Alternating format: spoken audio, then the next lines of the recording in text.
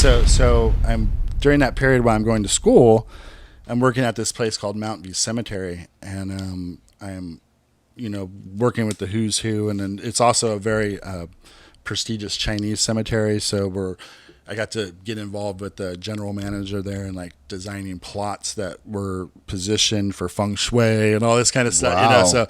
So all high end family lots and estates. Working with Taiwanese businessmen for $450,000 burial sites. The founder of North Face one time, I met with him, sold his family estate with him, with his new wife that he just was a much younger Asian woman. He's like, hey, I'm building a house up in Piedmont, man. Why don't you come over? I want to show you guys a few things. So he's like putting in this Japanese garden, and he's like, yeah, I brought this bridge over. It's 1,200 years from Japan. And you go in and he's got you get unique situations like that where I got to work with people in the community. So that's where I kind of like really learned the business. Uh-huh. So during this time, I'm not playing music at all. I'm going to school. I'm working at the cemetery where it's a kind of elite clientele, and learning all the different like how to present items like that. So now, when did you start playing music again? Was it right as we were going to go, okay, we're going to do Omega Wave, and then you're like, oh shit, I better open the closet and get my fucking bass out of there. You know what I mean? So during this time, the internet comes up, and I'm a little bit slow. I'm doing tons of internet research at school, and but I just kind of got so far removed from anything that was going on that one day I just bothered to Google Forbidden, and it kind of blew me away that I was all, whoa. I was all, no way. And, it was like everywhere again. So then I hear this is like 2006, 2007. Exodus is, with Dukes or whatever. Yeah, and Testament is like, and, they're starting to blow up again. And, so this is right when I'm making that transition. I'm taking the LSAT, and I'm going to pick which law school I'm going to go into.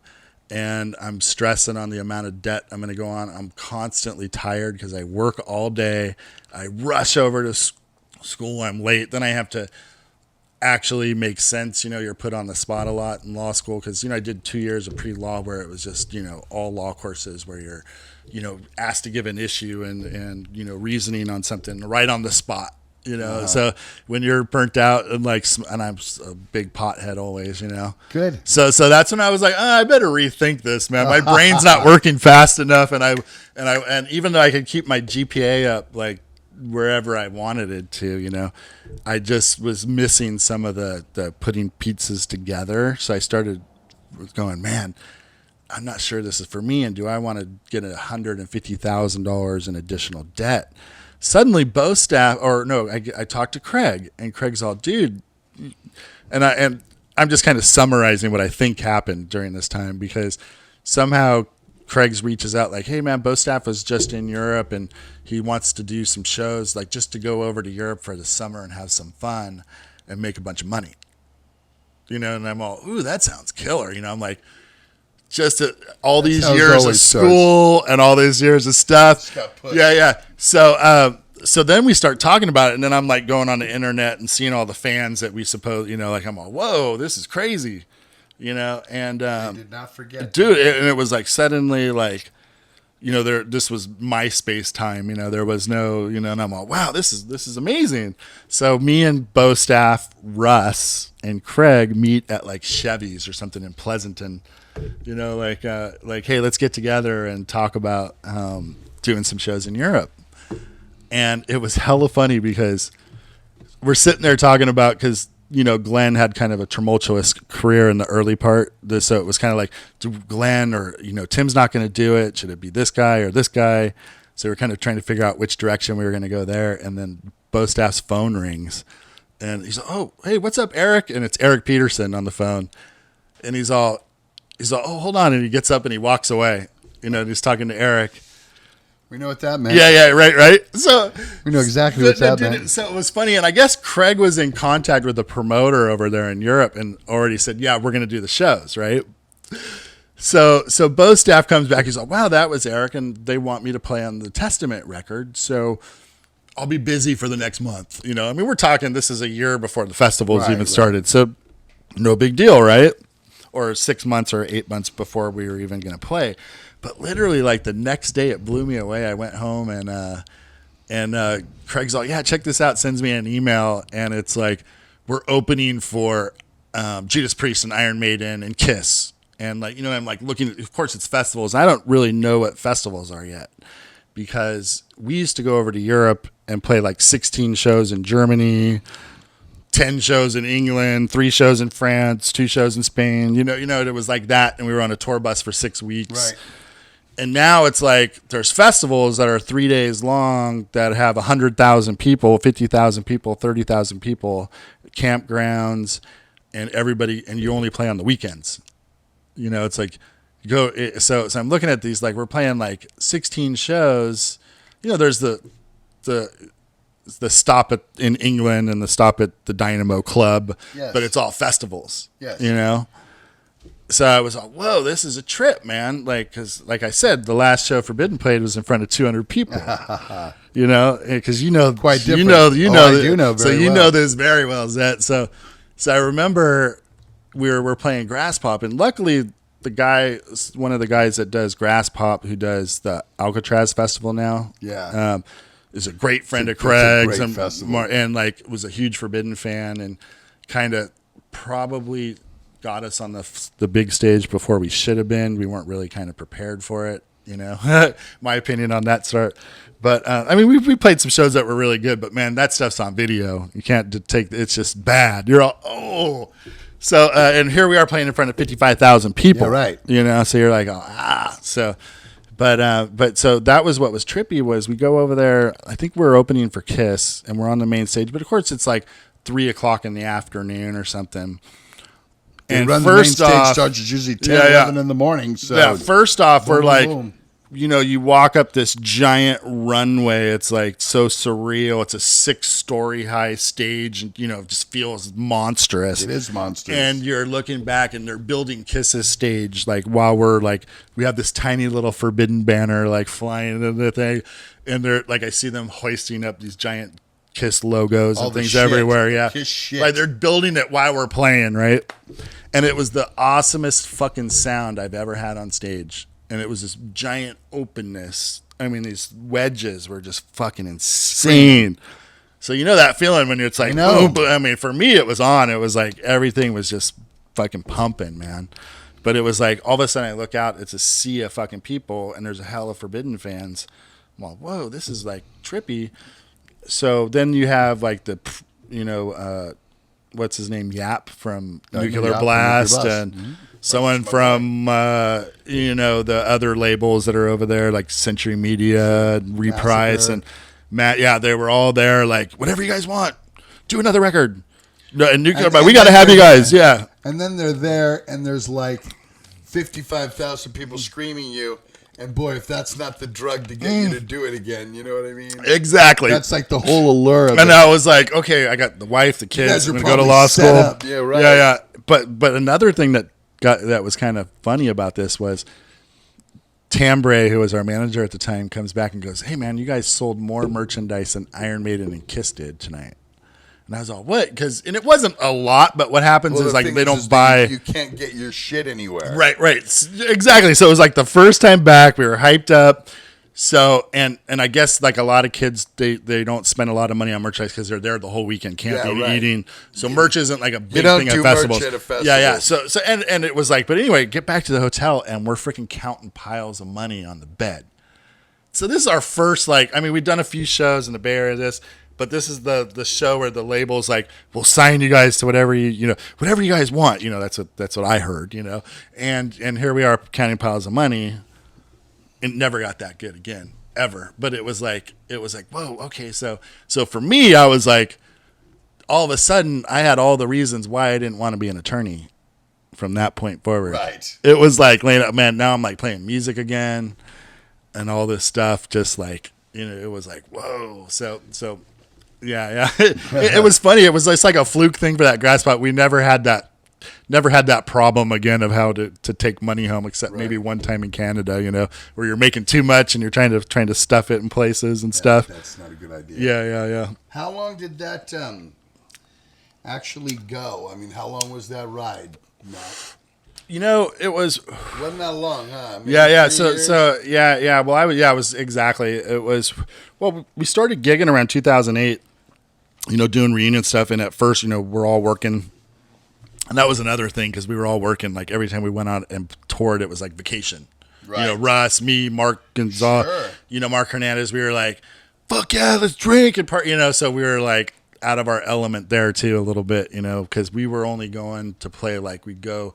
I'd get like 2 weeks vacation, or we'd fly over to play Bloodstock, fly up to Prague, fly home, fly back to Europe in 3 more weeks, which I'm sure you do a lot of now still. Yes, we do. Yep. So and that's the way it's set up there. So it was like, and then we start doing the record, and I remember finishing Omega Wave, and I wish I could do that record again, just because I was still a little bit. I know. Says that. Yeah. If I was the same way, there's vocals I listen to. Because there's so much parts on there that I didn't play. Right. And I'm going, fuck, if I could do it, even tempo, anything. If I could do it again, I'd do this. You know what I mean? Come on. But that's like I was still, even though I was getting into playing music a lot more, I was still just doing just enough to play like the guitar parts. So there was a couple things Craig had to step in and play, but I generally played the whole record on that one too. And but the thing is like, and I'll get into this in a little bit, but just a couple of years ago, right before we did the Violence thing too, like maybe 6 or 8 months before that, it all flipped the script again. I'm like hardcore playing, where now it's just like the same kind of things you had as a kid. So I'm trying to, work and family stuff and still get in like practice time and writing and all that kind of stuff. How old are your children now? My son is 18, my daughter's 16. So yeah, my son's in freshman in college. Wow, good for you. Yeah. So but backing up to what that Omega stuff was like, it was, the ride was mostly on the weekends, and then when it all came down to where Omega Wave was going to come out in 2010. And, for the first couple of years, we were just playing some shows and festivals and back and forth. And they were setting up a tour. And now I had to quit my job, So it was like, so I was going to, so in April, we're going to be touring all the way through the summer. And then, so you just kind of take a chance and go for it. Take chances. Yep. So during that period, we did a 6-week van tour through Canada and the U.S., went and did 6 weeks here, and then South America a couple times. We did Japan, and it was fucking really cool on the fact that you just appreciate it a lot more when you're older. Oh yeah. For me it was like here, I can't tell you how many times. I mean, I remember 1989, waking up from a 2-day drinking spree. And not just a 2-day to 2-day everything else. Too. And looking out the window and seeing the Eiffel Tower there, that I was too sick or too just worried about. I didn't give a fuck. I didn't even go see it. When you should have spent the Louvre. I should have went to the museum. Of course, I'm a freaking 19-year-old kid that wants to fucking party and get laid. Everybody but is. So that was how it was then. But that's what was cool about the second time around, was I appreciated the music a bit more. I respected my band members a bit more. Like the fans, everything. And you're like, whoa, this is really cool. Where you're going to Europe and kids are driving down from Sweden, going, hey man, is it true like Bostat or Bailoff used to beat up posers? Like they know the stories. Tell us about Ruthie's. Not beat him up, he would turn people on. I mean, I'm just saying it was like the stories had kind of grown, in different of course, directions. That's anything. Yeah. What are you doing now? You said you've been playing music. Yeah. So and it was trippy because the end of Omega Wave, the end of that thing was, I kind of got to tell you where that kind of ended to get to what I'm doing now. Yeah, totally. Because I had to leave my job at Mountain View to do the touring stuff, and I figured if I could just pay rent and pay this, of course that doesn't work. So now I'm going back to getting a job when I get home and all that kind of stuff. But it was funny because we would go to, like, what really did it for me was we went to play in Australia, and we were there for like almost 4 weeks. and I came home with like $100, dude. Oh, no. And I was like, what the, like, and we're playing like some pack shows, and we're selling hella merch. I mean, even we would straggle together a couple of thousand or 3,000 or 4,000 just from our U.S. tours that, are not nothing like Europe and Australia and South America and all that shit. So, and it was like, at this point, my kids are 8 and 5 or 10, they're that, and they're at my parents' house. So that was like a big thing, was like my parents are seeing me like kind of partying like on Facebook and shit, and I'm all, hey, are you guys watching the kids? Like, and I'm out, you know what I mean? Like, you're out playing Johnny Rock and Roll. Exactly. So I was like, and so there was that, and it just wasn't playing, I could only get away with it for so long. That's for me. The kids were little. I had pressure from my ex-wife. My boss was like, Zetro, you can't keep leaving or you ain't going to have a job. And I'm going, okay, well, right. Exodus pays this and my job pays this. Right.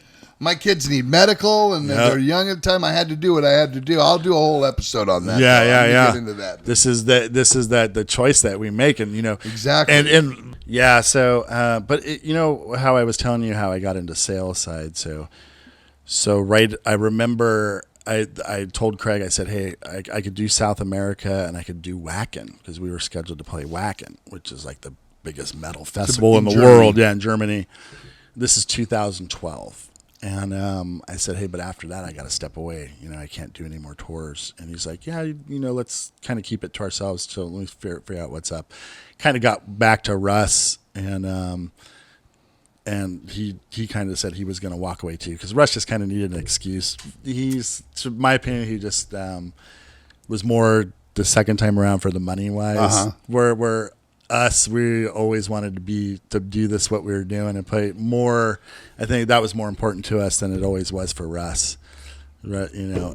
So he wasn't down to keep going as well, and so I thought to myself, man, you know what? If I put into my work, my sales career, because now I'm on commission, and I'm gonna be really good at what I do. So like, I got that bonehead idea, so I like put away my guitar and never touched it for like 5 or 6 years. Wow. I think it is. Yeah. So just actually less than 2 years ago, I picked it back up. So this was 2012. So I went back to work, and you know what? It turns out I've been playing for the last 2 years, and I'm having the best sales of my career right now. Everything is just like smooth into place because I'm back. Music's back in my life. So it's like, I'm going to ask this. Yeah. When are you going to join the band? I'm getting ready to. I don't. I mean, I love, man. I mean, you can't ever take metal out of me or anything like that. I mean, never, ever. I know this. This is what you are, bro. Yeah. I mean, this is what we fucking it's are. It's like even the stuff that I'm heavily influenced by, like piano and jazz stuff right now, like dark shit and like fusion stuff. I'm a little late to the party, but stuff like Marcus Miller and Victor Wooten and Stanley Clarke and stuff. Wow. Like real wacky arrangements and tunings, but also on the same side, it's not really metal, So, but it's hard as it's fuck funny, to play like, too, isn't it? Yeah, hard as fuck. But I find myself as now I'm trying to write songs that they're heavy as fuck. So it's like, wait, I'm trying to make something beautiful. So you're going to front your own band? Yeah. Are you going to start the band maybe? Well, it's, man, I have a thing. Yeah, I have something in my head right now where I do want to put together a whole, I'm like about 4 or 5 parts in where, I've never really been an accomplished songwriter where my problem right now is arrangement. Yeah, right. But it's flowing, dude. It's like flowing unbelievably, like stuff. That's awesome. I'm like, that's the key. But so I got these parts, and I'm just waiting for like the right person to come in and help me piece it all together, which is going to be probably a drummer or a keyboard player, is what I visualize. Cool. But but right now it's kind of funny, like how I say I'm getting ready to play in another band. I just keep getting sucked back into, like, I'll hear something and go, I want to learn how to play that, because like I was always trying to play to the guitar parts and metal, you know what I mean? So it's like trying to follow the guitar. Yeah, trying to follow the guitar, Right. which I was never really a bass player, you Right. know? So now that's all kind of opening windows, but it's just weird. I'm, 51 years old, and it's all back to me now, like it was in 1983. It's all like something that's totally inspired, and I think just I'm never gonna let go of playing again. I just realized that everything is better in my life. It's like my relationship, my work, all that stuff. So let me get to the final question, and this is the $1 million question. Is Forbidden going to get back together and do some gigs? I'm hoping for it. I know we've communicated a little bit to Russ. It's going to be up to him if he wants to do it. But you're all down for it. Yeah. I think he's got some health issues to get over and stuff like that. But I won't really speak to what's on his mind.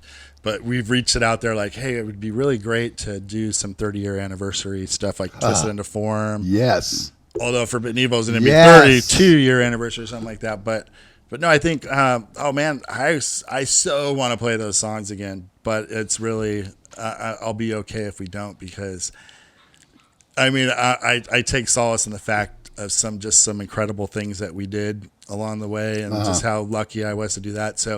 So there was times when I've been on stage going, man, if this is it, I'm happy. I got to do some stuff that I always wanted to as a kid. Played with some bands. You got to play on the same festivals. The camaraderie you get, the time you're hanging with your brothers, the touring, the flights, although it's hard and it's bitch, it's priceless, man. It's like priceless. I miss that part of being in a band. Yep. But, now I get to just see everybody at shows and, dude, what's up? That's cool. Yeah. So I hope we do get to do some shows. Right now it's just it's a dream for me right now. That's all it is. Yep. Mm-hmm. We'll keep practicing. Right on, brother. Thank you for coming in. Yeah, I really appreciate it. You guys leave me all the comments. Of course, if you want to see Forbidden again, leave comments because they'll be able to read this. Share my channel, obviously, and I can have you back again. We'll talk about some other shit. Awesome. Thank you for listening. Hopefully it was fun. Guys. You know what to do. Subscribe to the channel, and me will see you in the vault real soon.